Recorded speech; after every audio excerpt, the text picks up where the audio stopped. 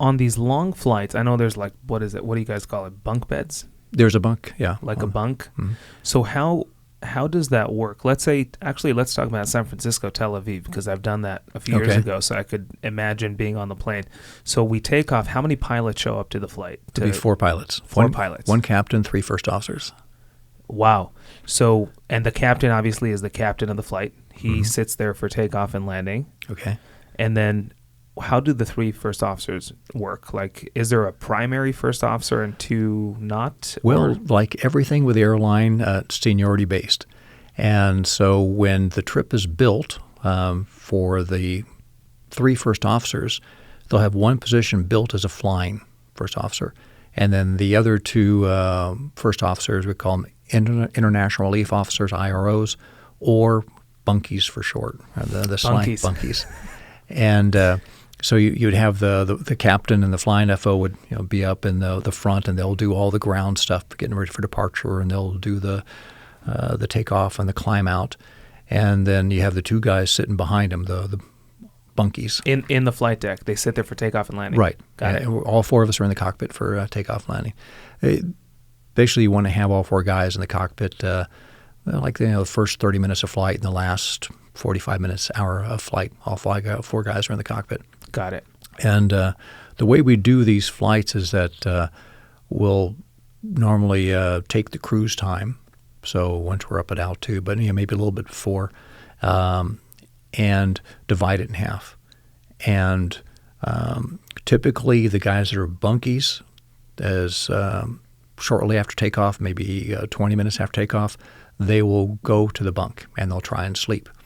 And now that's kind of tough if it's in the middle of the day that you're taking off and you had a good night's sleep before, and now you've got a 6-hour break, which is kind of a long break. There might be a little bit less than that, but some breaks are good. And when we do the New Delhi flight, they're about 7-hour breaks, which is a long time. Well, and is it always the bunkies who go first?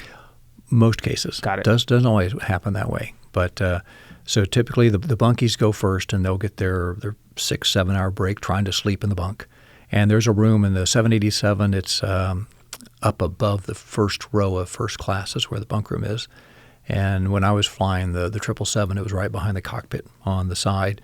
There's the newer 777 also has it up above the cabin. And anyway, so then about halfway through, we swap positions. And the bunkies come out. They come into the cockpit. The 2 guys that had done the takeoff, have been flying for the first half of the flight now, they go back to the bunk room, and they try and sleep. And they'll try and sleep, and typically an hour to an hour and 20 minutes or so before landing, we'll wake them up, and then they'll come up, maybe have breakfast, have a meal, whatever, get the sleep out of their eyes if they were able to sleep, and then they'll do the approach and landing. Wow. And the idea being that now they are refreshed after having 6-7 hours of time off where they can close their eyes, lay down, and hopefully sleep. That's so much. Now, all 4 pilots get paid the same? No, the captain gets paid more. I mean, not other than first. I mean, the same in terms of relieving or bunkie or flying. Yeah, so with the first officers, we all get paid the same. Yeah. Interesting. Yeah. Wow. So is it senior to pick up relief pilot position? It depends on the individual's choice. It sounds like it would be a tad less responsibility, less work. It is. It's less work.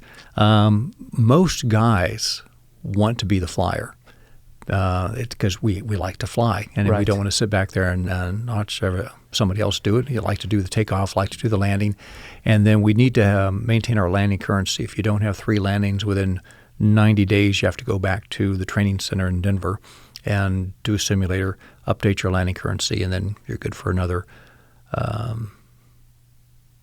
90 days. Is that pretty typical where people who don't work much lose their currency? Yes. From the airlines? What's typical is if you're a junior guy, because all the senior ones want to fly, you can't hold the position, the flying position. You can't hold a landing. Right. And That's so you never get that position. And so you end up going back to Denver every 3 months for a landings class. That kind of sucks. And I have been in that position where about every 3 months I was going back to Denver for a landings class.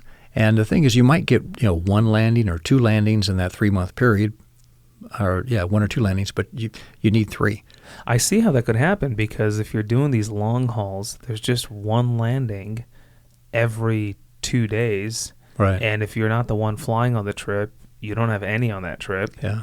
And if you do 4 of those trips, and it's just easy, I guess, to fall behind on the landings. Yeah. Yeah. Even if you are doing the flying position all the time, if you get vacation, then you're going to lose out there. Or sometimes the captains need to, when they're new on the airplane, they need to get their landings up to speed right away. And so they're doing all the landings for the first few hours that they're flying on the airplane.